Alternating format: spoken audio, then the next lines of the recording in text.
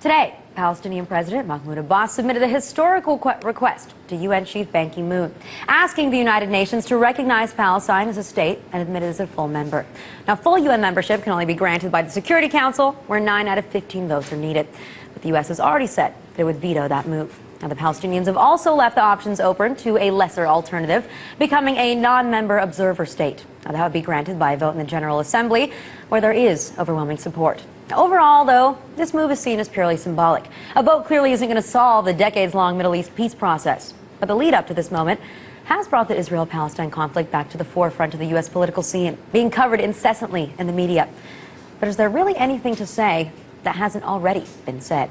Now, joining me to discuss this is Mouin Rabbani, visiting senior fellow at the Institute for Palestine Studies, and Seton Motley, the founder and president of Less Government. Gentlemen, I want to thank you so much for joining me tonight.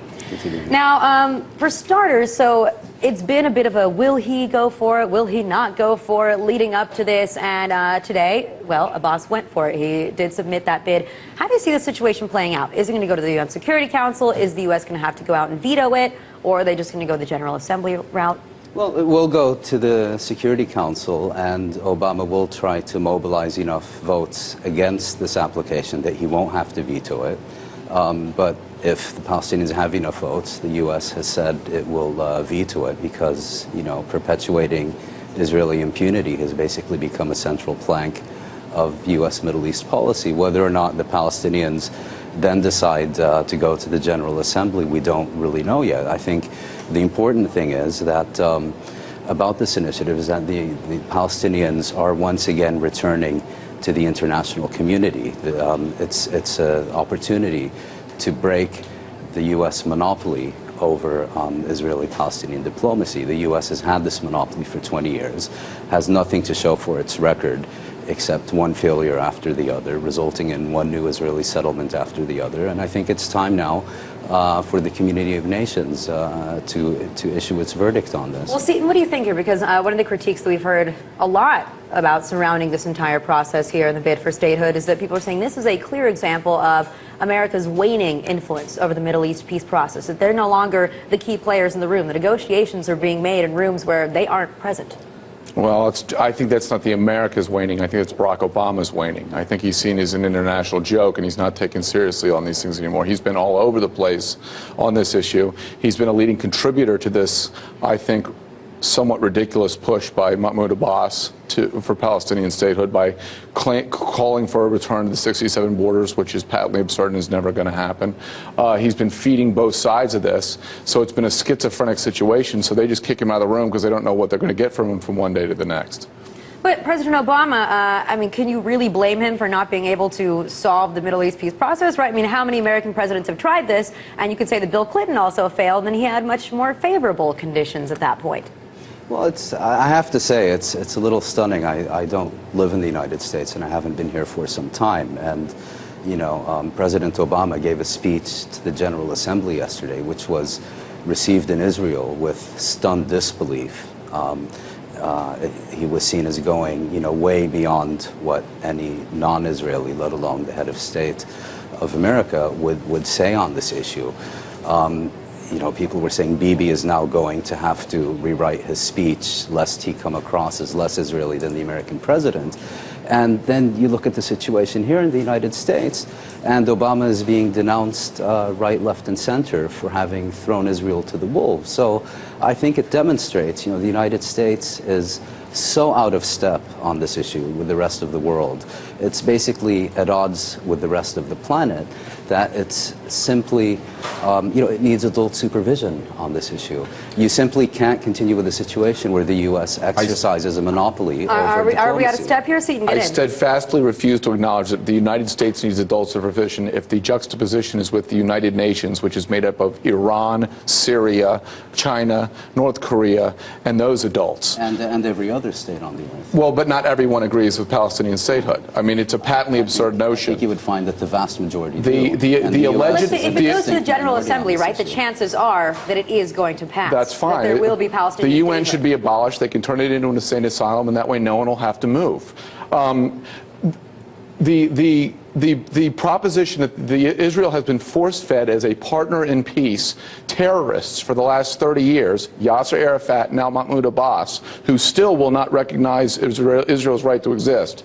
And they're painted into that corner for 3 decades and then told, okay, you've had long enough, we're going to go for statehood, is patently absurd. But the thing here is, so now there's this statehood bid, but what is that actually going to achieve? What is it actually going to change? I mean, like I said, is this more of just a symbolic gesture? Then it might go through some of the processes. You might see a vote. You might see a veto. It might be accepted in the General Assembly. And then what happens the next day after that? Well, everybody wakes up and says, oh, we still have a huge problem on our hands? Well, if we could return for a moment to the real world, the world that actually exists, you now have a situation. What did you say Mahmoud Abbas does acknowledge? Because he said in June of this year that he does not acknowledge Israel's right to exist. In June of this year. No, he said it on TV. I've seen it. I've seen the video. Mahmoud Abbas. Yes. Or Abu Mazen, whichever you prefer. He has for decades. He said on TV in June of this year that Israel does not have the right to exist. He said it on video. He has said repeatedly over the course of decades that he not only recognizes Israel. He just said in June that he doesn't.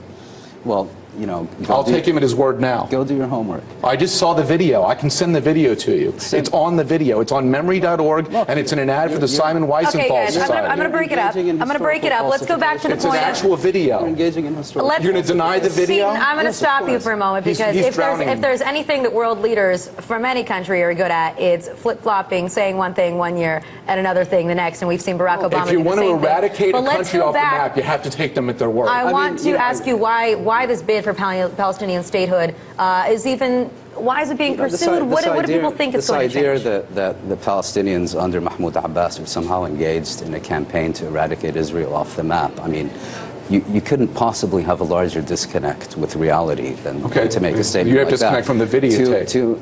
To answer your question, you know, the Palestinians had initially high hopes in the Obama administration and have basically spent the past 18 months wiping spit off their face, and have decided that they can no longer continue in a process whose only operative principle seems to be, on the one hand, continuous deepening of the occupation through Israeli settlement expansion, and on the other, uncritical and systematic American support for the occupation rather than arresting and reversing it. Now, from the leadership's point of view, this is a tactical maneuver to seek to improve the framework of any future negotiations. Well, could it be a lose-lose? Could it actually make things worse for everybody? Well, I think for the Palestinians, it's a win-win situation, because I think you will now see a dynamic that goes beyond what the leadership itself intended, in the sense that you're now, I believe, going to see greater internationalization of the question of Palestine, again,